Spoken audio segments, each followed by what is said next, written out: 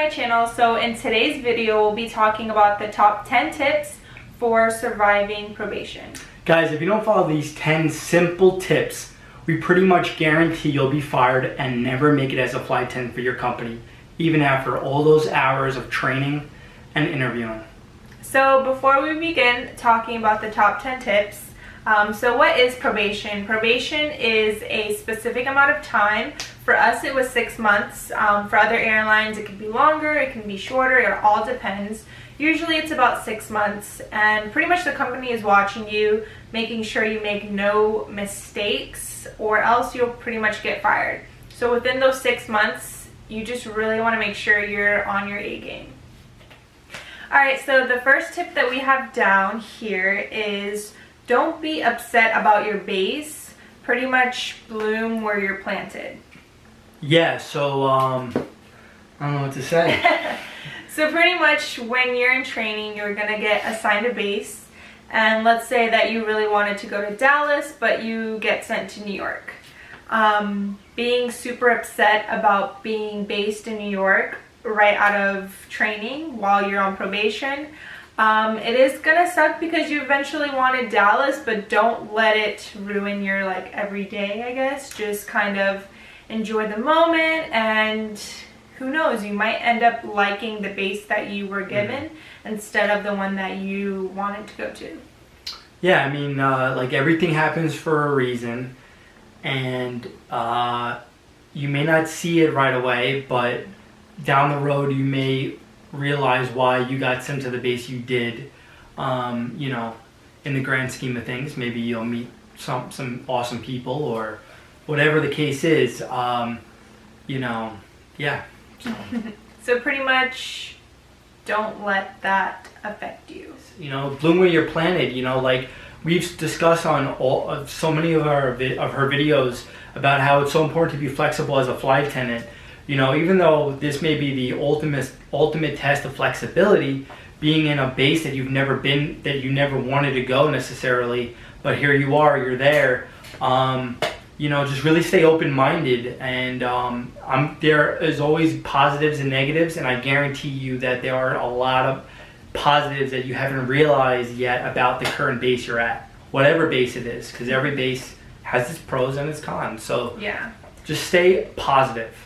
And for number 2, we have to pretty much follow the rules. It's kind of obvious, but it is really super important that you follow the rules while you're on probation. For us, we were on probation for 6 months, and I think that's pretty much everyone's probation period, but it might be a little longer, it might be a little less. So follow the rules. Yeah, I think you really have to be a psycho about all the rules, all of it, about the way you dress, your uniform. Make sure you wear it perfectly to a T.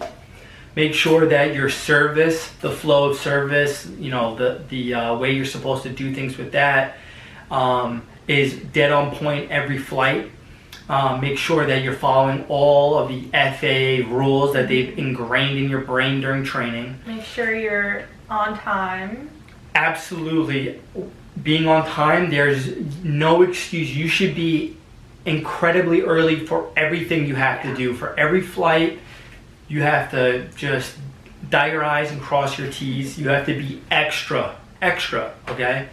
Also, another big thing is make sure, obviously, you're like in your correct jump seat. I remember when I was in New York and I was on probation and I worked on like the 777. Sometimes they would like block off the last few rows for breaks, but we also had our bunks. So some people wanted to use the last few rows as a break, but we had our bunks. So I let the person know like, hey, I'm on probation. I'm not allowed to sit in the last few rows. So I need to take my break in the bunks. And he understood, and he let the whole crew know like, hey, she can't take her break back here. She needs to go to the bunks. So just an example. So number 3 is it's okay if you don't know your manager. Yeah, guys, having no reputation is better than a bad reputation. And I think one of the biggest mistakes that new flight attendants make is that they think they have to, you know, kiss their manager's butt a little too much. And in fact, I would actually advise that most people actually kind of steer clear of your manager altogether.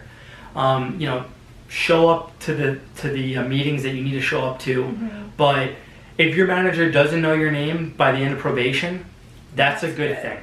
They shouldn't know your name, because if they know your name, it's probably for the wrong reasons. So yeah, I remember throughout probation, the 6 months, we had 3 meetings.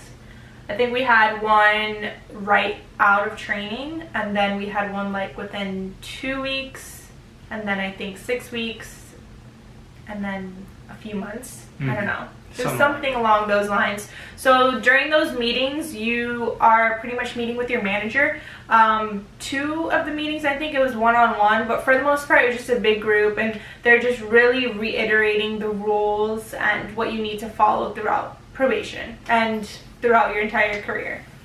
Guys, if you haven't caught the point by now, this probation period, the first 6 months, is the most likely time period that you're likely to be fired or let go from the company. Like she said, you have to be on your A game. So that's why they want to, you know, really make sure you understand the rules. Yeah, and on kind of going back to number 2 of following the rules, even if you see other flight attendants doing stuff they're not supposed to, which you might see a lot of, that doesn't mean that it's okay for you to do it. A little story, I'm not trying to throw any shade, but someone from our class did get fired. Apparently, you know, it's all hearsay, she say, whatever. Like a day before probation was over, because this person was using their phone on the jump seat. So I don't know the full story. I don't know if that's true or not. So if you do see other people using their phone, other flight attendants that you're working with, and you're on probation, don't even touch your phone, because you don't know who's watching, you don't know what customer is going to tell the company. So yeah, just make sure you are following the rules.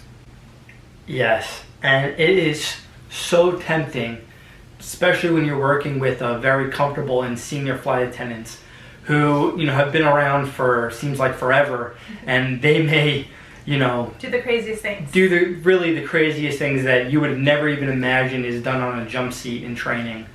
And so, you know, you may think that you can get away with it, or even half of what they do. That's not the case. Don't be stupid, and stay, you know, on your best.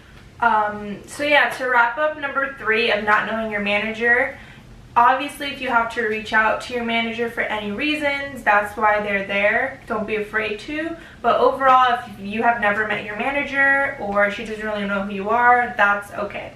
You know, if you're on probation and you're already getting in the habit and you know, creating this reputation and this rapport with your manager, where you're emailing her and texting her and calling her, hey, you know, I had this crazy thing happen to me. My dog got sick. I got a flat tire.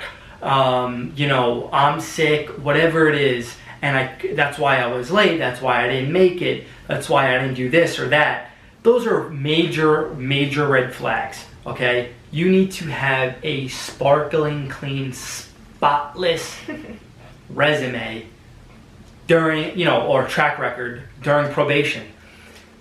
Even the smallest things are going to be looked at with a skeptical eye. So if things are getting crazy throughout probation, you also want to make sure that you are communicating with your manager, because if you tell your manager last minute, like, let's say you got a missed trip and then 2 weeks later after the missed trip you reach out to her. You want to reach out to the manager when something's happening, or maybe before. But overall, just try not to have any crazy situations happening during probation. Yeah. Alright, so number 4, don't let jump seat talk affect you. What is jump seat talk? Lewis? Jump seat talk, I mean, look, I mean, first of all, people talk about all different kinds of rumors that happen about the company, but as it pertains to being on probation, to me, it means you gotta bite your tongue. Yeah. You gotta bite your tongue, because you're gonna work with some people who are gonna antagonize you, who are gonna get on your nerves, who are gonna say some really stupid things, and it's gonna take every fiber in your body not to tell them off or to, you know, just curse them out, or, you know, just let what they say come in one ear and come out the other. And just nod your head. And I mean, when people talk to me and I really don't want to be part of the conversation, you just do the whole like, wow, that's crazy. It's crazy. Yeah, wow, that's crazy. Wow, that's crazy. So yeah, don't let it affect you if they see that you're doing one thing the right way and they're like, why are you doing that, this and that. Like, just don't let it affect you, because this is your job. They're not gonna get your job back if you lose it. The thing is, don't commute if you don't have to, because it's added stress. I understand some people have to commute because, you know, wherever you might get based, it may be super expensive and you might have a whole nother house in another state, so that's understandable. But if it becomes too stressful, try to see if you can live in base. So tip number 6 is to cook from home. Try to cook from home as much as possible. Try to meal prep, bring snacks, because buying breakfast, lunch, and dinner, or even buying one meal every day on your trips, it adds up. And you know, if you cook from home, you're saving money that you don't need to spend. And when you're on probation, or when you're starting out in general, we really don't make that much money. So try to meal prep as much as possible. I will be making a meal prep video coming soon, so stay tuned for that. And I know Lewis doesn't like to meal prep, but I like to meal prep, but I don't. You know, set aside the time to do it is another thing. You know, so I just make her do it for me, because. Yeah, but you can do it for yourself too. But also, you know, I don't know what to say. I mean, don't eat the plain food. Well, eat the plain food because it saves you money, but too much plain food is gonna make you fat. But I feel like it's simple. Like, okay, for breakfast you can easily bring fruit or yogurt or oatmeal, instead of going to Starbucks and getting a $7 drink plus a bagel. Like, it adds up. Yeah. You can bring salads, you can bring sandwiches, bring something. We're gonna get more into this later in the video, but you know, a lot of probation is just kind of, you know, you're starting off in this new job and this new lifestyle, and you're creating these habits that are pretty much going to stay with you for your whole career. So if you could get into the habit of meal prepping and understanding the importance of saving money and eating healthier, and how difficult that can be, and also you know, doing that, you know, as a flight attendant, if you can get in the habit of doing that, making your own meals and prepping them ahead of time, it's going to set you up for it's going to save you money, it's going to save you weight. And, you know, it tastes better than plain food anyway, so.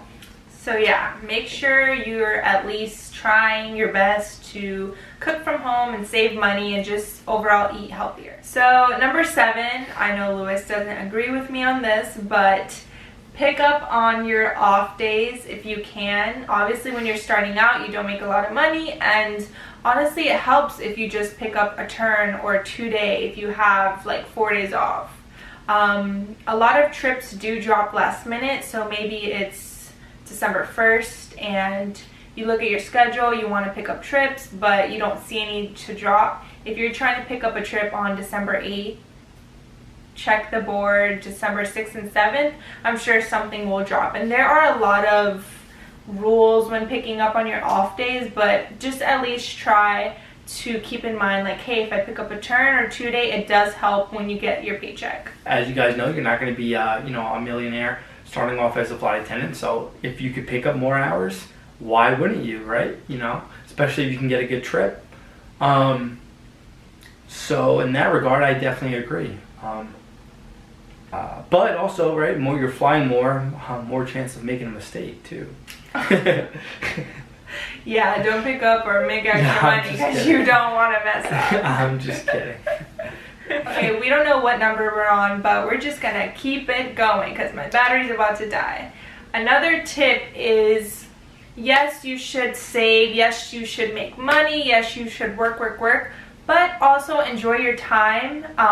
One thing that's pretty cool is if you have a group of friends and let's say they have a 30-hour Vegas layover if you have off those days, maybe go and join them on that layover and just enjoy your travel benefits. Yeah. So yeah, do it smartly. Obviously, if you go on a friend's layover, hey, that's a free hotel and free trip because you don't have to pay to take that flight. Hey guys, so my camera ended up dying, so I'm here finishing off this video by myself. I'm getting ready, about to go to an Art Basel event here in Miami. But the last thing I think we really wanted to touch on is probation can be a good thing. It can be a good thing because it kind of gives you that time to figure out, is this really for me? Just like the company is putting you on probation to see if you know, just to see how you act in the environment of being a flight attendant for those 6 months. It can also be for you, beneficial for you to see, is this really the lifestyle that I want? You know, is this for me? And obviously it's really tough in the beginning, so just kind of think of that. Just keep in mind it gets better. It gets better. It gets better with time. You know, I'm a year and a half of being a flight attendant, and it was so hard in probation, but I'm so grateful that I stuck it out and I'm in such a better place right now. I really hope you guys enjoyed today's Vlogmas. If you did, make sure to give it a thumbs up so it kind of notifies me of what you guys do like and what you guys don't like. Also, make sure to hit the subscribe button. Thank you guys all for supporting, and I'll see you guys tomorrow.